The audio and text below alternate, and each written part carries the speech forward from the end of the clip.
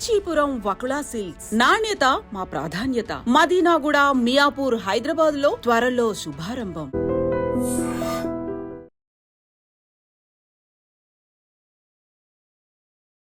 నమస్కారం, welcome to I dream. ధర్మ మార్గం విత్ విజిత కార్యక్రమానికి స్వాగతం.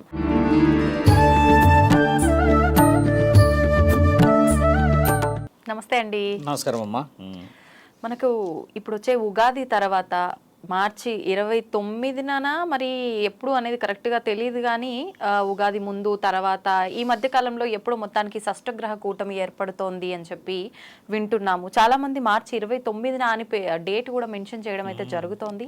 ఈ కూటమి వల్ల చాలా ప్రమాదాల దారిన పడే అవకాశం ఉందని చెప్పి మనం ఏదైతే గత కొన్ని రోజుల క్రితం జల ప్రళయాలు చూసామో అటువంటి జలానికి సంబంధించిన ప్రళయాలు, విపత్తులు రాబోతున్నాయని చెప్పి వాటి ద్వారా చాలా ప్రాణ నష్టం జరగబోతోందని చెప్పి చెప్తున్నారు. నిజంగా ఇదంతా వాస్తవమా, లేదంటే ఇవన్నీ కూడా అంటే కల్పించబడినాయి అని మాట్లాడుకోవచ్చా? ఏమంటారు దాని గురించి?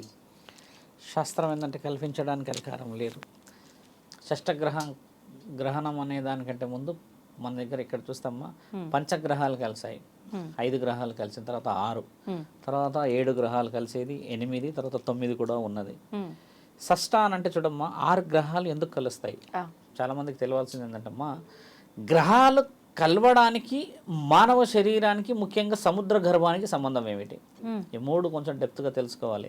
ఇప్పుడు షష్టగ్రహ అంటే ఏంటంటమ్మా, సూర్యుడు చంద్రుడు ఇద్దరు ఉంటారు. వారి వారి ఖచ్చితంగా ప్రక్రియలు ఏంటంటే ఉదయం, సాయంత్రం, తర్వాత రాత్రి కదా. ఇప్పుడు సూర్యుడు చంద్రుడు ఇలా కదులుతున్నాడు అనుకోండి తల్లి. ఇలా కదులుతున్న ఈ తరుణానికి ఇటొక ఇద్దరు వచ్చేసి మొత్తం వాళ్ళని కదలకుండా చేస్తారు. అంటే మొత్తం 6 గ్రహాలు అయితే అప్పుడు ఆ 6 గ్రహాల ఈ మూమెంట్ ఏంటంటే మైక్రో లెవెల్ ఆఫ్ 30 సెకండ్స్ అంతే. ఈ 30 సెకండ్స్ రావడానికి 6 అవర్స్ పడుతుంది. బాగా గమనించాలి. వీళ్ళు ఇలా వచ్చేసారు ఒక స్ట్రేట్ వేలో, only micro level of 30 seconds అమ్మా. కానీ గ్రహణం పట్టడానికి 3 గంటలు, విడవడానికి 3 గంటలు పడుతుంది. ఇక్కడ ఈ 6 గంటలే ప్రమాదమైంది. ఎలా ప్రమాదమైంది? అసలు గ్రహణాలు పట్టడానికి అసలు ప్రమాదం అనేది ఎందుకు వస్తుందని అంటమ్మా, సూర్య చంద్రుల యొక్క 100% పని భూగ్రహాల మీద కానీ మిగతా గ్రహాల మీద ఉచ్ఛ్వాస నిశ్వాసలకి, పంచభూతాల అనుమతులకు పనిచేస్తారు వాళ్ళిద్దరు. అందుకే కదా ఉన్నారు, శాశ్వతమైన వెలుగు వాళ్ళిద్దరు. అయితే వాళ్ళిద్దరిని ఆపడం చేత మిగతా ఏదైతే జీవరాశులు, ముఖ్యంగా దేవాది దేవతలకి పూజలు, నియమ నిబంధనలు అందవు ఆ రోజు. ఇది ప్రమాదం మనం గమనించాల్సింది. ఎందుకంటే గ్రహణ కూటమి వచ్చినప్పుడు భూమండలంలో దేవాది దేవతలను ఎందుకు మూసేస్తారు? ఒక ప్రశ్న. రెండో ప్రశ్న, గ్రహణాలన్నిటికీ అధిపతి, 7 లోకాలకి అధిపతి మహాముఖంటి. ఆయనని బందీ చేసే మునగాడు ఎవరు లేరు. ఆయనని పూజ కూడా ఎవరు చేయరు. గ్రహణాలల్లా మనం బాగా డీప్గా వెళ్తే క్షుద్ర ప్రయోగాలు ఎక్కువ చేస్తారు. ఇది చాలా మందికి భయం. అదే గ్రహణ కూటమి అంటే భయం. అది గ్రహణ కూటమి రోజు ఎలాగైతే 6 గ్రహాలు ఒక దగ్గరగా వచ్చేసి 6 గంటల సమయాన్ని నిర్దేశిస్తాయో, ఆ సమయం అంతా చీకటిమయం అవ్వడం చేత గర్భవతులు, బాల్యంతలు, ఇమ్మెచ్యూర్గా పుట్టే పిల్లలు ఉంటారు. కొంతమంది పుట్టిన పిల్లలు 18-19 సంవత్సరాలు ఉన్నా వాళ్ళ బ్రెయిన్ ఎదగదు, చిన్నపిల్లల్లా ఉంటారు కదమ్మా. ఈ ముగ్గురు ప్రమాదంలో ఉన్నట్టు. వీళ్ళు ఎందుకు ప్రమాదం ఉంటారంటమ్మా, ద రేడియేషన్ ఏదైతే ఉంటుందమ్మా, అతి నీళ్ళ లోహిత కిరణాలు చాలా చాలా చాలా చాలా వైల్డ్గా వస్తాయి. ఒక గ్రహణం అంటే సూర్యగ్రహణం, చంద్రగ్రహణానికే బయటకు వెళ్ళొద్దు అంటారు. అలాంటిది 6 కలిస్తే అంటే ఒక డిజిట్స్ పెరిగినట్టే కదమ్మా. ఆ రేస్ అనేది ఎఫెక్ట్ అవుతుంది ఇమ్మెచ్యూర్గా ఉండే వాళ్ళకి.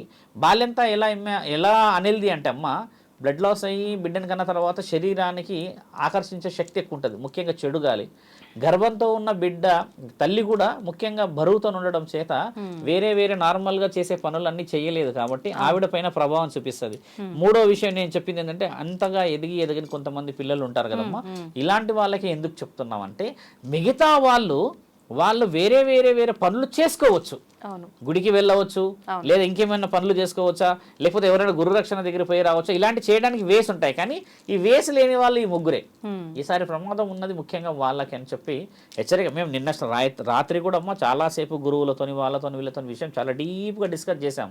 చెప్పిందల్లా ఏంటంటే, నేను అడిగాను, ఇప్పుడు గ్రహణాలు ఇలా ఉన్నాయని అన్నారు, వాస్తవమే. చాలా మంది అక్కడ సముద్ర గర్భం ఎందుకు కదులుతుంది మరి? ఇప్పుడు గ్రహణాల సంగతి వచ్చింది పోయింది, 100 సంవత్సరాల క్రితం వచ్చింది, 200 సంవత్సరాల క్రితం వచ్చింది కదా. సముద్రంలో అలలు ఇట్లా ట్రయాంగిల్ టైపు, స్క్వేర్ టైపు ఈ విధంగా రావడానికి ముఖ్యమైన హెచ్చరికలు ఏమిటి? ఒక జీవరాశి 250 350 సంవత్సరాల నుంచి బయటికి రాంది ఒకటి బయటికి వచ్చింది, వచ్చి ఊపిరి తీసుకుంటున్నది, శాస్త్రవేత్తలు రికార్డు చేశారన్న ఒక వీడియో వచ్చేది. దాని అంతరార్థం నుంచే కొంచెం డీప్గా ఆలోచన పోయి చూసినప్పుడు ఏంటంటే అమ్మ, సముద్రం అలా కదులుతుంది అని అంటే నీళ్లతో సంబంధించిన ఒక ప్రళయం పొంచి ఉన్నది అని అర్థం. మానవ శరీరాలతో ఉన్న వాళ్ళకి వస్తుందా, అక్కడ చుట్టుపక్కల ఉన్న రాష్ట్రాల మీదకి వస్తారని కాదు, కానీ జలేంద్రుడు ఎగిసిపడే అవకాశం ఎక్కువ ఉన్నదని చెప్తున్నారు. జలేంద్రుడు ఎవరు బాగా గమనించాలి. గంగామాత కదా దేవుళ్ళకి ఇప్పుడు నీళ్ళు అంటే, కాబట్టి జలేంద్రుడు గంగామాత కొడుకు, బాగా గమనించాల్సింది. శివుడికి మరియు గంగామాతకి పుట్టినవాడు జలేంద్రుడు. ఈ జలేంద్రుడు కొన్ని యుగాల క్రితం ఒకసారి పెద్ద ప్రళయం తెచ్చి ప్రపంచాన్ని అంతా ముంచాడు.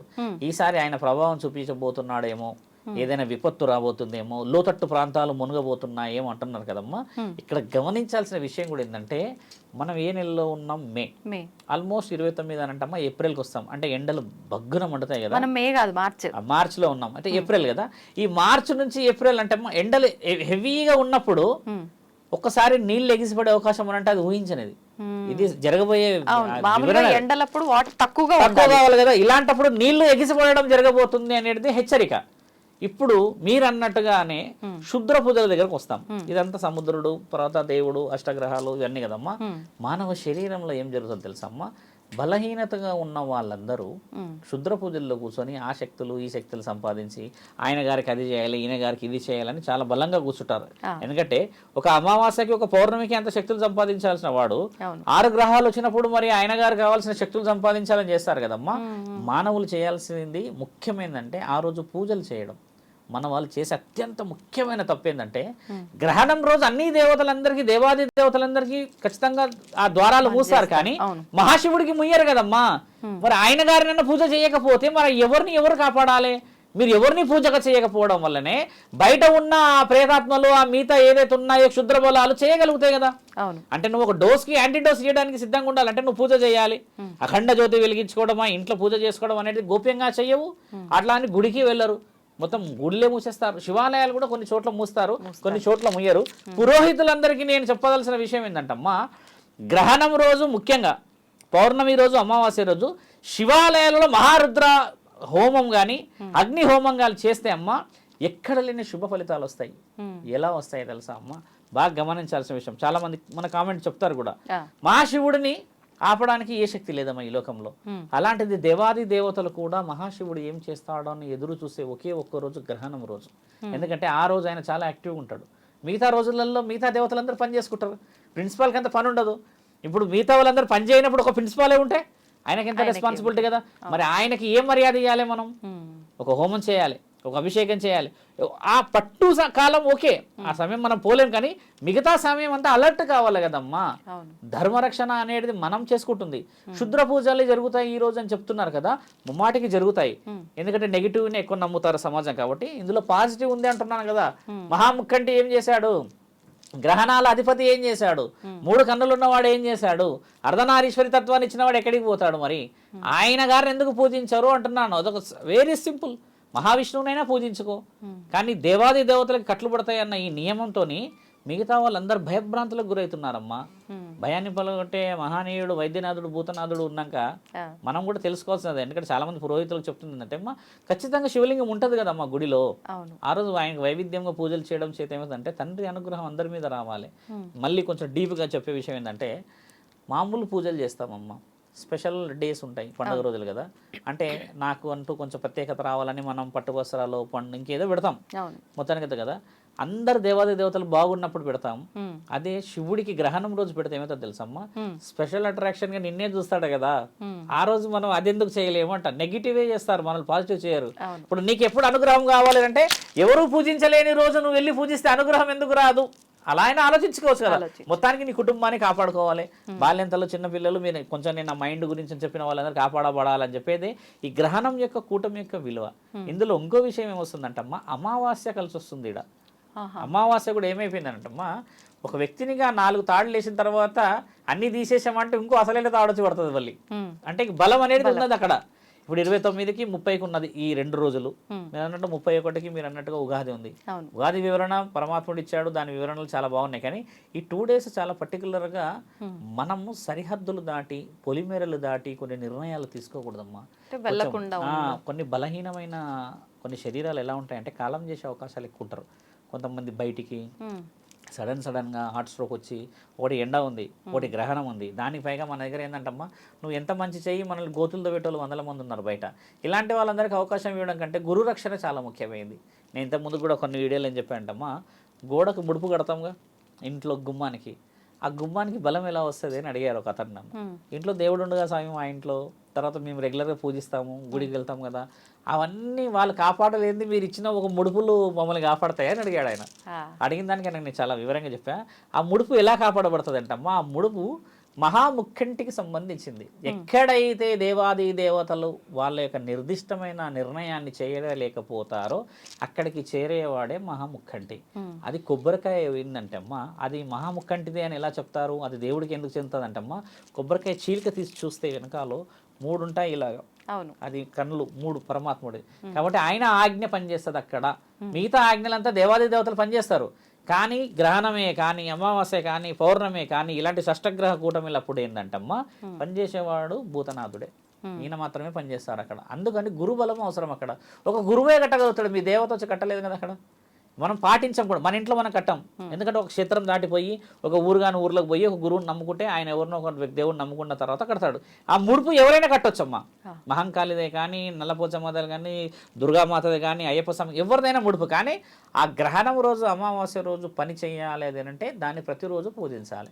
పూజిస్తాం మనం, మీరు బాగా గమనించండి. పూజించారు అది ఉంటుందిగా గుమ్మడికాయ, ఆ గుమ్మడికాయ ఒకటిని పూజించవద్దు, ఎందుకంటే అది నరఘోషకి నరదిష్టికి ఉంటుంది. కానీ ఈ ముడుపుని కంపల్సరీ పూజించకపోతే దానికి శక్తి ఎలా వస్తుంది, దానికి యాక్టివేషన్ రావాలన్నా అవసరం లేదా? ఇప్పుడు ఇది గుమ్మడి పండుగ పద్ధతి వేరు. అంత వివరంగా ఎర్ర క్లాత్లో కట్టించి దాన్ని కొన్ని చేసి కొన్ని శక్తులు ఇచ్చి హోమంలో పెట్టి అన్ని ఇచ్చిన దాన్ని యాక్టివ్ చేసుకునే రైట్స్ కూడా అమ్మ మన చేతుల్లో ఉన్నాయి అంటున్నాను. అది కట్టంగానే దాన్ని దుమ్ము పడేసి తీసేసి పడేసేదాకా పోకూడదు. ఇలాంటి విషయాలన్నీ పనిచేసే రోజులు కూడా ఈ గ్రహణాల రోజే. నిజమైన శక్తులు బయటకు వచ్చేది ఆ రోజే. కాబట్టి ఇంటికి రక్ష ముఖ్యమైనది. ఎక్కడైతే హోమం జరుగుతుందో ఆ హోమం నుంచి తీసుకుని వచ్చిన భస్మం ఉంటుంది కదమ్మా, ఆ బూడిద ఇంటి చుట్టూ పోసుకోవడం చాలా మంచిది. హోమం జరిగిన ఎక్కడైనా జరుగుతుంది హోమం కదా, అక్కడ నుంచి తెచ్చిన బూడిద అమ్మ ఇంటి చుట్టూరుగా పోసుకోవడం చాలా శుభసూచకం. అమావాస్యకి పౌర్ణమికి గ్రహణాల సమయంలో రక్ష ఏదో విధంగా పోవాలి కదా. ఎందుకు హోమంతో తెచ్చిన సమయానికి ముందుగానే పోసుకోవాలి. ఎందుకు అదే పోస్తే శక్తి వస్తుంది తెలుసమ్మా. మళ్ళీ మేము శుభభక్తులం అని చెప్పట్లేదు. 4 మన దగ్గర చెప్తే అమ్మా ఒక్కొక్క యాగంలో ఒక్కొక్క యుగం గురించి వివరించారు. ఇప్పుడు మన దగ్గర ఒక్కొక్క యాగానికి ఒక్కొక్క ఫలితం పరమాత్ముడే ఇస్తాడని కూడా రాసి ఉంది. ఎన్నో శ్లోకాలు ఉండొచ్చు, ఎన్నో వాళ్ళు మనసుకు సంబంధించిన విషయం రాశారు కానమ్మా అంతిమ స్థితి పరమాత్ముడే ఇస్తాడు అని చెప్పాడు కదా. కాబట్టి ఏంటంటమ్మా అది తెచ్చుకోవడం కూడా ఒక హోమ ఫలితమే పరమశివుడు మాత్రమే ఇవ్వగలడు. కాబట్టి రక్ష అవసరం అక్కడ. ఆ రక్ష గీయడానికి గల ముఖ్యమైన కారణాలు అవి. అది మీరు చెప్పింది. కాబట్టి యావత్ భక్తజనులందరూ కూడా ఏంటంటే గ్రహణాల కూటమి ఎంత వచ్చినా కూడా మన యొక్క గురుబలం, మన యొక్క దైవాధీనం అంటే ఇలవెల్పులు కులదైవం చాలా ముఖ్యమైనలు. వాళ్ళని కాపాడుకోవాలంటే అమ్మ ఆ రోజు అఖండ జ్యోతి పెట్టాలి. అఖండ జ్యోతి కూడా మన వాళ్ళు ఒక ఒత్తే పెట్టి పెడతారు. ఒక ఒత్తు పెట్టకూడదు ఎప్పుడు. అఖండ జ్యోతిలో ఇలా 2 ఒత్తులు పెట్టి కలిపి దాన్ని ఇలా దగ్గరికి బాగా చేసి పెట్టాలి. ఎందుకు అఖండ జ్యోతి పెట్టాలి గురువు? ఎప్పటి వరకు అది ఉండాలి? ఆ రోజు ఒక రోజు పెట్టి నెక్స్ట్ డే వరకు ఉంటుంది. ఎట్లా 24 గంటలు 12 గంటలు ఉంటుందమ్మా అది వివరణ. కానీ అఖండ జ్యోతి ఎందుకు పెట్టాలన్న క్వశ్చన్ ఎవరైనా అడిగితే చెప్తున్నాను నేనేమో 2 కలిసిన జ్యోతులు ఒక దీపం ఏమో జ్యోతి అంటారమ్మా, 2 జ్యోతులు కలిసి దాన్ని అఖండ జ్యోతి అంటారు. ఇప్పుడు భూమండలంలో యావత్ ప్రపంచం మొత్తంలో 2గా కనబడే వ్యక్తి ఎవరు చాలా మంది తెలుసుకోవాలి. అర్ధనారీశ్వరుడు. కాబట్టి పార్వతీ పరమేశ్వరుని కలిపి పెట్టడం మూలనాథుడైన. కాబట్టి మనం చేయాల్సింది ఏంటంటమ్మా ఆయన గారికి ఇచ్చే రెస్పెక్ట్. అక్కడ మహంకాళికి రెస్పెక్ట్, అక్కడ పరమశివుడికి రెస్పెక్ట్. ఆ అఖండ జ్యోతికి అంత విలువ ఉంది. అన్ని గుడిలలో ఎందుకు ఉంటుంది మరి అఖండ జ్యోతి? ఇప్పుడు లోకమే చెప్తుంది కదమ్మా జగత్తుకి వాళ్ళిద్దరూ పార్వతీ పరమేశ్వరులే తండ్రి అని చెప్పి. కాబట్టి అలాంటి విషయ వివరణ కోసం అని చెప్పి అఖండ జ్యోతి కూడా పెట్టాలి. కింద 5 తమలపాకులు పెట్టి పసుపు కుంకుమ వేస్తూ వచ్చి ఆఖరికి పెట్టుకోవాలి. పెట్టుకుంటే పూజ గదిలో లేదా ఎక్కడైనా చివరిలో పెట్టుకున్న పుణ్యం. ఏదో విధంగా నీ కుటుంబం కాపాడబడాలి కదమ్మా. కాబట్టి అందరి దగ్గర ఉన్నదా స్వామి పెట్టుకోగలుగుతారా అంటే లేని వాళ్ళు మీ ఇష్టం. మనస్సాక్షి పరమాత్ముడు అడిగాడు అంతే కదమ్మా. మామూలుగా మీరు స్టార్టింగ్ లో చెప్పారు 6 అవర్స్ అని చెప్పి ఈ గ్రహణ కూటమి సమయం అనేది పట్టు 3 గంటలు విడుపు 3 గంటలు అని చెప్పి కరెక్ట్ అంటే నియమాలు కూడా పాటించాలి ఈ ముగ్గురిపై ప్రభావం ఎక్కువ ఉంటది అన్నారు మరి నియమాలు పాటించాలంటే ఆ కరెక్ట్ సమయం ఏంటో కూడా తెలియాలి కదండి 9 గంటల నుంచి మొదలు 12 అమ్మా రాత్రి 3 గంటలు మళ్ళీ 12 నుంచి 3 గంటలు అంటే ఉదయం 3 గంటల వరకు అయితే ఎలా పట్టు అసలు ఆ విడుపు ఏందనేది తెలియాలి కదా. అవును పట్టు అనేది ఏంటంటమ్మా నేను చెప్పిన ఇప్పుడు ఒక గ్రహణం అనేది చాలా చిన్నగా ఉండదు కదా, దీని నీడ దీని మీద పడుతున్న సమయం 3 గంటలు. ఇలా వచ్చి ఇక్కడికి వచ్చిన ఆ సెకండ్ ఇలా పడగానే వెళ్ళిపోతూనే ఉంటుంది కదా, ఇది మైక్రో లెవెల్లో వెళ్ళిపోతుంది. మళ్ళీ ఇది దాటడానికి 3 గంటలు. ఇలా ఆగడం అనేది ఇది పరమాత్ముడి ఆజ్ఞ. ఇంకా ఇక్కడ ఎంతసేపు ఆగితే అక్కడ ఎన్నెన్ని ఏమేమి జరుగుతాయి అనేది ఆ micro level of 30 seconds milli seconds అంటారు దాన్ని. అది పరమాత్ముడి ఆజ్ఞ. జరగాల్సిన కార్యక్రమాలు మానవ లోకానికి సంబంధం లేని అవి. ఈ పట్టడం అనేది అది ఒక గ్రహణం. ఇంత సూర్యుడు ఎలా ఉంటాడో చంద్రుడు ఎంత పెద్దగా ఉంటాడు అనేది కొన్ని మనకు పాఠాల్లో చెప్తుంటారు. ఇంత పెద్దగా ఉంటాడంట, ఇలా ఉంటాడంట, ఆయన భూమండలానికి సరిపోడంట అని చెప్తారు. గుర్తుందమ్మా? అంత పెద్దది ఒకదాన్ని ఒకటి దాటిపోవడానికని అది పట్టడానికి సమయం. ఇలా వచ్చిందమ్మా, ఇలా పడ్డది అనుకోండి, దీన్ని నీడ పడ్డదంటే పట్టు కాదు. బాగా గమనించాల్సిన విషయం, చాలా మంది ప్రేక్షకులకు అర్థం కాదని చెప్తున్నా. కొంతమంది వీడియోస్ ఎలా తీస్తారంటే ఆ రోజు ఇది చేయకపోతే అది భయపడిపించేస్తారు కదా వాళ్ళకి తెలడానికి. ఒకసారి ఇలా వచ్చి నీడ పడ్డది అని అంటే అది పట్టు. ఈ దాటేసిన తర్వాత నీడ పోతుంటుంది కదా ఇక్కడ నుంచి, అది విడుపు. ఈ కార్యక్రమం జరగడానికి 6 గంటలు ఖచ్చితంగా పడుతుంది. శాస్త్రం ఏం ఘోషిస్తుంది ఇక్కడ? సముద్రుడు ఎగిసి పడడం 6 గంటల సమయం. అది గుర్తుపెట్టండి. ఇక్కడ గ్రహణం అనేది అర్ధగంట 20 నిమిషాలు 10 నిమిషాలు 8 నిమిషాలు ఉంటుంది. ఇక్కడ 6 గంటలు ఆ షష్టగ్రహ 6 గ్రహాలు కదులుతున్నాయి అక్కడ. అది ముఖ్యంగా తెలుసుకోవాలి యావత్ ప్రపంచం మొత్తం. కొన్ని దేశాల్లో రీసెర్చ్ మొదలు పెట్టారు ఏం జరుగుతుంది అని. ఎందుకంటే 100 ఏళ్ళకి ఒకసారి చరిత్ర మారుతుంటుంది కదా, ఎవరి నాలెడ్జ్ వాళ్ళ కదమ్మా. మొన్న వచ్చిన పంచగ్రహ కూటమి తర్వాత షష్టగ్రహ కూటమి తర్వాత సప్తగ్రహ కూటమి ఉంది, అష్టమి ఉంది, నవగ్రహం ఉంది కదా. అసలు ఏమి జరుగుతుంది అనేది కొంతమంది లక్షల మంది ఎదురు చూస్తుంటారు. ఇప్పుడు మన భారతదేశంలో ముఖ్యంగా దీని మీద ఎఫెక్ట్ ఎందుకు ఉంటుందంటమ్మా, మన దగ్గర దైవాధీనమైన శక్తులు ఎక్కువ, పూజలు నియమ నిబంధనలు ఎక్కువ. ఇప్పుడు గర్భవతులు అన్నాను కదా, ఎందరో కాపాడబడతారు, ఎందరో జాగ్రత్త పడతారు. అతి నీల లోహిత కిరణాలు అనేది పైనుంచి వచ్చి శరీరం మీద పడితేనే చర్మం ఇబ్బంది అవుతుంది అని శాస్త్రం. అసలు గర్భవతికి ఏం సమస్య అవుతుంది బాగా గమనించాలి. బయట నుంచి లోపటి నుంచి అయితే బయటకి అయితే రాదు, లోపటే ఉంటుంది. ఆవిడకి ఎలా సమస్య అవుతుంది? ఇప్పుడు నేను చెప్పిన విషయం ఏంటంటే అమ్మా, ఆ డిజిట్ ఏదైతే ఉంటుందమ్మా ఎలక్ట్రానిక్ పవర్, అంటే ఏదైతే పరమాత్ముడి నుంచి వచ్చే ఈ చెడు గ్రహమే కానీ మంచి గ్రహము, వీళ్ళు ఆల్రెడీ బలహీనత ఉండడం చేతనే వాళ్ళు జాగ్రత్త పడాలి అని చెప్తున్నాము. అందరికి కుదరదే. నేను ఆ గ్రహణం రోజు నేను ఏడైనా ప్రశాంతంగా కూర్చొని ఉంటాను కదా, ఇప్పుడు నా శరీరానికి ఏం కదంటే నా శరీర సౌష్టం వేరు.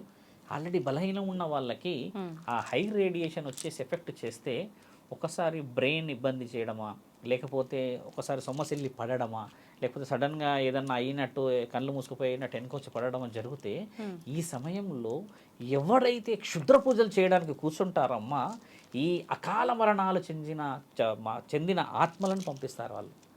పట్టుకారమ్మనండి. ఎందుకు పట్టుకొస్తే ఏమవుతుంది? వాడికి కావాల్సింది ఏంది? శక్తులు కదా. వాడికి కావాల్సిందని ఏంది? నిక్షిప్తులు కదా. కాబట్టి వాడు ఏం చేస్తాడు, ఒక బలహీనుణ్ణి వాడి శరీరంలో కలుపుకుంటే వాడు బలవంతుడై వేరే వేరేవే చేయడానికని ఈ సమయం ఉపయోగిస్తారు క్షుద్ర పూజలు చేసే మహానుభావులు వాళ్ళు. అలాంటి వాళ్ళందరికి చెక్కు పెట్టేది నేను ఇందాక చెప్పిన కదా, ఒక యాగం ఒక హోమం పరమశివుడు ఉన్నాడని, అలాంటి ఎక్కువ శాతంగా మాట్లాడరు మన వాళ్ళు. వచ్చే గురువులు అందరూ కూడా ఏంటంటే ఆ రోజు ఏం జరుగుతాయని చెప్పి సగం మందిని భయపడిపిస్తున్నారు. మా అమ్మ అలా కాకూడదు అంటున్నా. మార్గం ఉంది కదా. వ్యాధి పుట్టక ముందుకే పరమాత్ముడు మంది కనిపెట్టాడని రాసింది కదా ధన్వంతరిలో. ఇంకా మనం ఇంకా వ్యాధి వచ్చింది, నిర్ధారణ అయింది, డయాగ్నోస్ అయింది, కానీ పెట్టుకోలేకపోతున్నామే. ధర్మం కాపాడబడాలి. అదమ్మా వివరణ. ధన్యవాదాలండి. నమస్కారం.